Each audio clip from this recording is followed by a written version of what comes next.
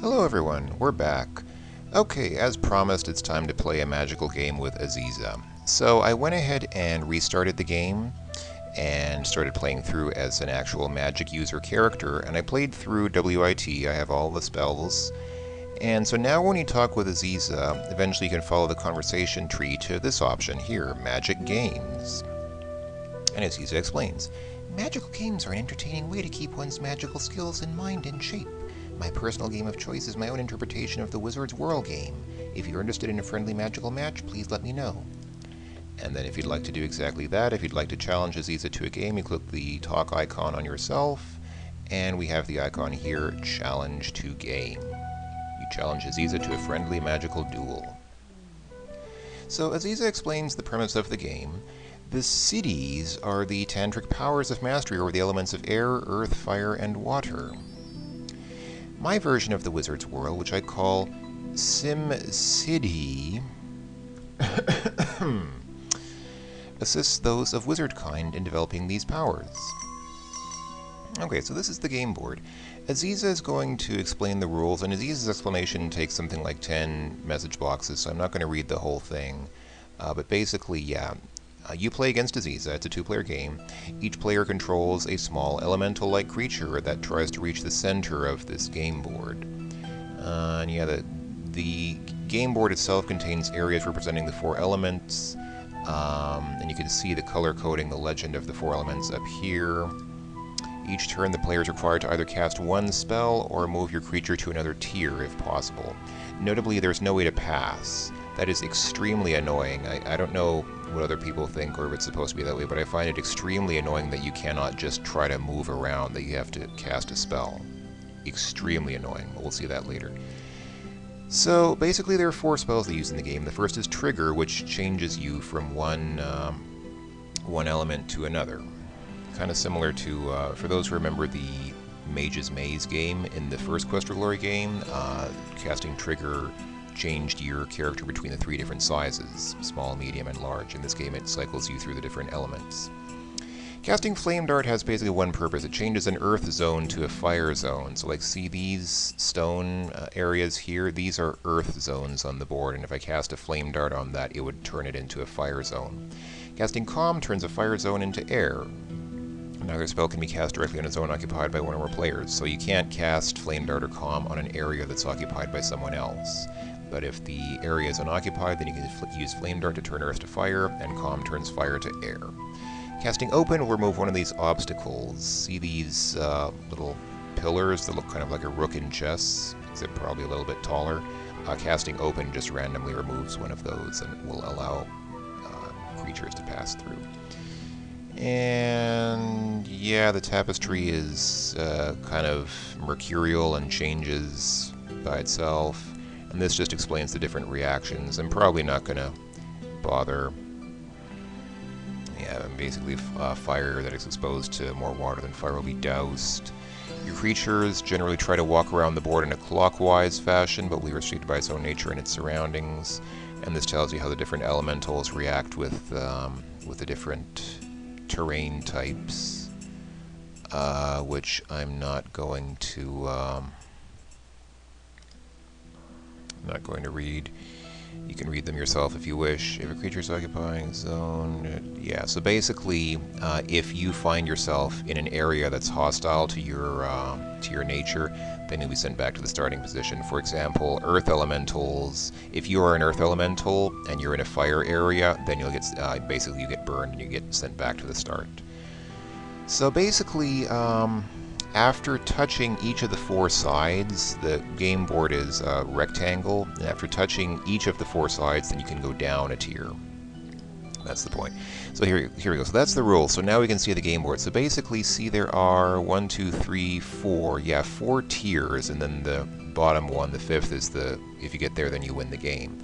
The other 4 tiers have 4 sides to them. Obviously, this is a quadrilateral. And once your character has touched each of those 4 sides, then you can go down 1 tier by clicking on this button here. Right now it's grayed out because we haven't done so yet. You control the creature with the little blue mark under it, and Aziza controls the one with the little green mark as notated by this area here, the blue H meaning hero and the green A meaning Aziza. So basically you can only do 4 things, well 6 things based on these 6 buttons here, and you have to do one of these things each turn, which again, like I said, I find extremely annoying. So basically what you want to do is just get your creature around the board. What I ultimately will want to do is have my creature touch all these 4 edges of the board so that I can go down to the next level. And I don't really feel the need to transform myself right now. I don't need to use the open spell because that'll just remove one of these obstacles, which I don't really need to do. So I don't really know what to do. I guess I'll just arbitrarily, hey, what the heck, why not just, let's calm down this fire. Sure, why not? The thing about the earth elementals is they don't move very quickly. I think they only move 1 space per turn. The air elemental is very quick. It's good to be an air elemental because they move 3 spaces per turn. Earth elemental is actually the slowest one. It moves only 1 space. So maybe I can transform myself. Oh dear. I'm a fire elemental, which is the worst thing to be. You definitely don't want to stay a fire elemental for very long. Basically, one thing that I would advise everyone is don't be a fire elemental in this game because they can't go over water or air, which are the 2 things that you can't do anything about. You can turn earth into fire with the flame dart spell, and you can calm fire down with the calm spell, but you cannot change air or water, which are the 2 things that fire can't touch. So I urgently want to not be a fire elemental. There you go, now I'm a water elemental. Okay, so now I've touched all 4 sides of the board. I started here and I touched all 4 sides, so I should be able to go down. Why is it not letting me? Oh, that's Aziza. This is me. Okay, so I'll just go ahead and... what the heck? I'll just go ahead and calm that down, just because you have to do something. Like I said, you can't pass. So now I can go down. So there we go. So we've hit the next level. That's great.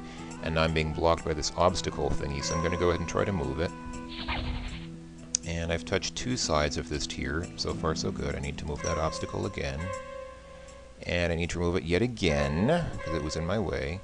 Alright, now, let's see. What should I do? I don't really need to do anything. I mean, right now, what I'd really like to do is just make my character move. I'd really like to pass. But again, like I said, you can't pass, so... what the heck? I don't know. I don't care. I guess I'll randomly extinguish... I don't know, this... fire down there? Sure, why not? Okay, now I can go down to the next tier. Alright, and once again I need to get this obstacle out of my way. And again, because there's another obstacle in my way. And now I don't need to do anything. Again, I'd like to just pass, but I can't. Why don't we just go ahead and calm down that fire? Why not? And remove that obstacle out of my way. And... I don't know. Just randomly cast open on like this crud up here, I guess, since can't really do anything. Okay, now I can go down to the next level. Hey, this seems to be going well. I don't know why Aziza's just... it seems like Aziza is kind of stuck there. And I'm not sure why she doesn't just calm down that fire so that she can move around.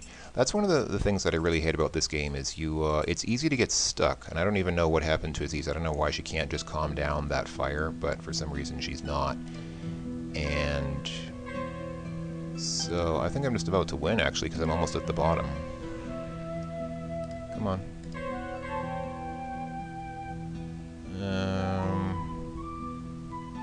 Crud.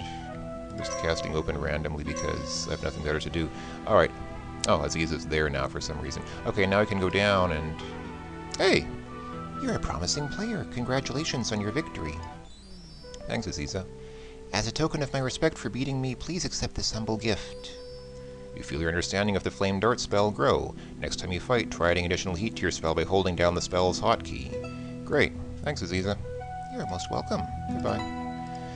Alright, so, as you can see, it's not necessarily that difficult to beat the game. It's not necessarily a hard game. In some ways, it's a little bit more involved than Force Bolt Flurry, because I suppose there's more to know in the sense that there are all those elemental terrain reactions. But as you can also see, if you get lucky, it's actually pretty easy to win. I wasn't even paying that much attention to the game, and I just kind of won.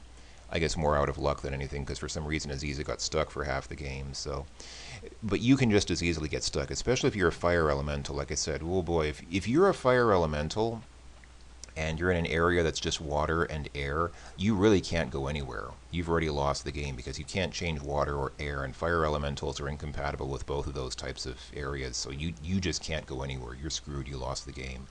So I don't know. Maybe I'm just misunderstanding it. Maybe I don't know how to play the game or something. I don't know. But anyway. So now that we've won the game and I've explained the game, I think that's it. That's pretty much it for this video, but I do have this charged up flame dart spell, so let me go ahead and try casting it, and let's see what happens when we charge it up. Oh, give yourself some room, huh? Let's do this. Let's go out to the desert and try casting it out here. I'll just try casting it at the opposite end of the screen. You mean this is not a good place to practice that spell? Yes, it is. Oh my goodness. Alright, try one more time. Oh, I was trying to hold down the mouse button, but... Well, I did hold down the mouse button, but it didn't actually... Yeah. I guess I have a more powerful flame dart spell, but you wouldn't know it because there's no indication that it's any more powerful as far as I can tell. But yeah, we have a more powerful flame dart spell, so that's cool. So the first time you beat Siddhi, Aziza gives you a charged up flame dart spell, and then after that, every time you beat her after that, she just refills your mana points, which is nice as well. So that's pretty much it. So that's I don't know. I think I like that game a little bit better than Keep and Laughing's Force Bolt Flurry, and not just because I hate Keep and Laughing and like Aziza, but at least this game is a little bit less complex in the sense that you're not always tracing out the paths that your spells would take.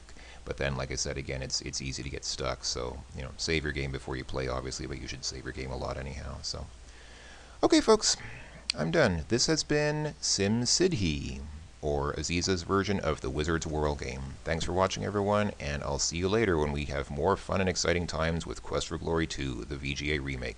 Bye-bye for now.